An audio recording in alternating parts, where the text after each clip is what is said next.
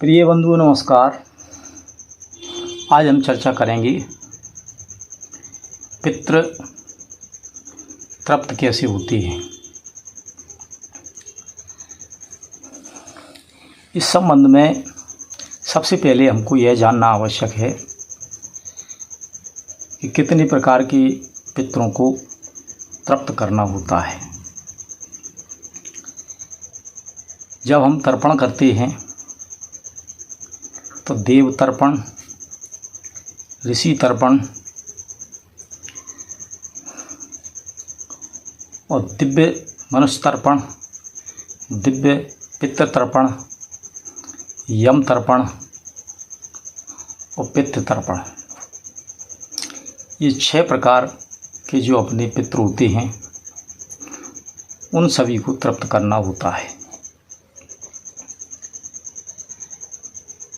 अब हम ये जानें, कुछ पंथ के लोगों ने भ्रम फैला रखा है कि गरीबों को भोजन कराने से या केवल गाय को घास खिलाने से पित्त तृप्त हो जाएंगे। इसे समझने के लिए थोड़ा आपको ऐसे समझना होगा कि देव तर्पण, एक बार देवता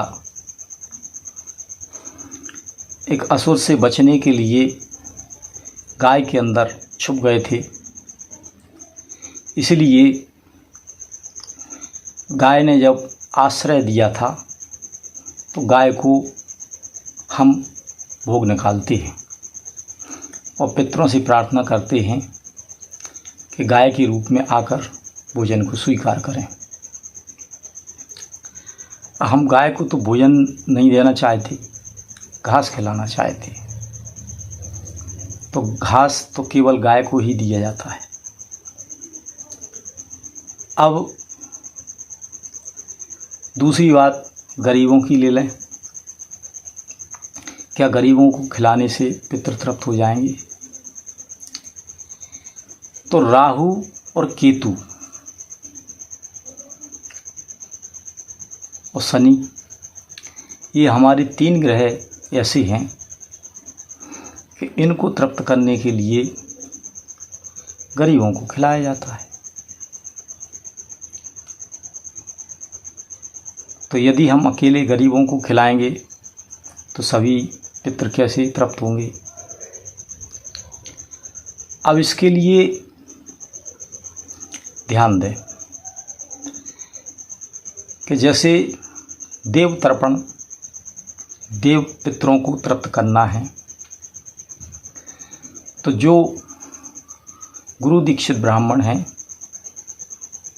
वेद पाठी ब्राह्मण हैं, उनको यदि हम खिलाते हैं और दान देते हैं तो देवता तृप्त होते हैं। मनुष्य जो हैं वह ब्राह्मणों के बाद में उत्पन्न हुए हैं, तो मनुष्यों के पितृ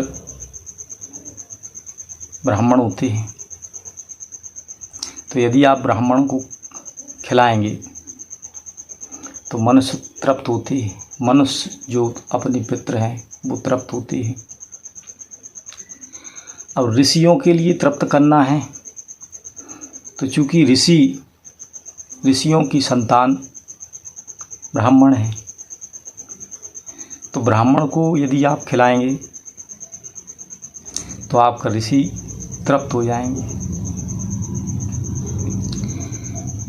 अब जो है यहाँ धरती पर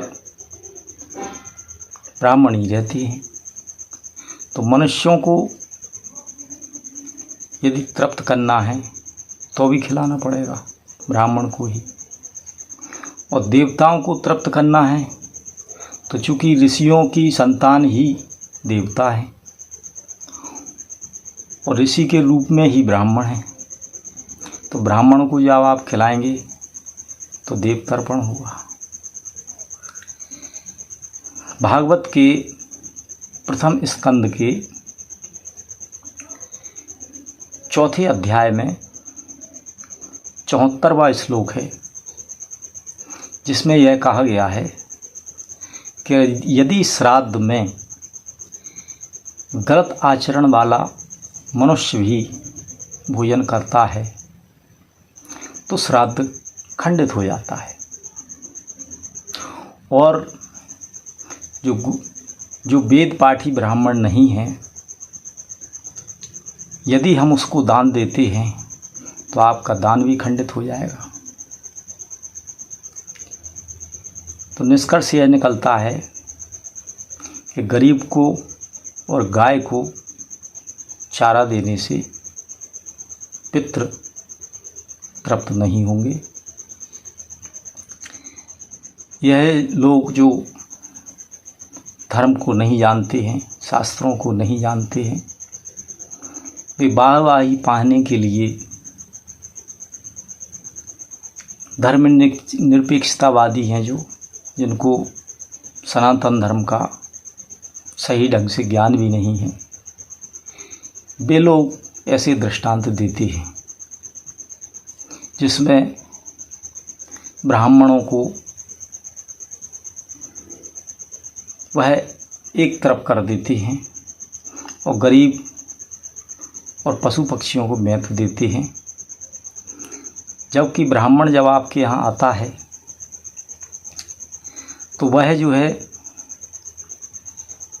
5 कौर निकलवाता है, या कहें 5 पत्तल निकलवाता है, जिसमें वह 5 रूप में के लिए निकलवाता है, और पित्त के रूप में कौवे आते हैं तो कौओं को निकलवाता है, और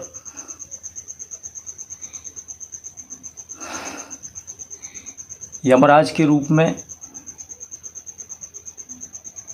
कुत्ते होते हैं, कुत्तों के रूप में यमराज जी आ जाते हैं, इसलिए कुत्तों को निकलवाता है।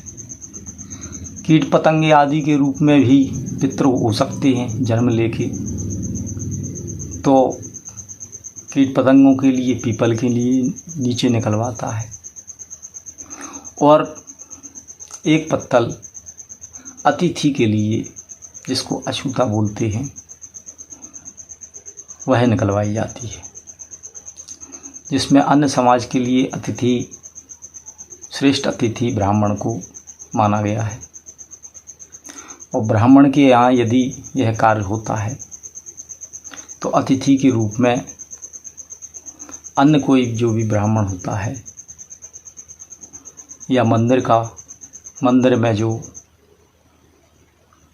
वानप्रस्थी जो भगवान की सेवा करते हैं, उसके लिए पत्तल निकलवाई जाती है। तो आप समझ सकते हैं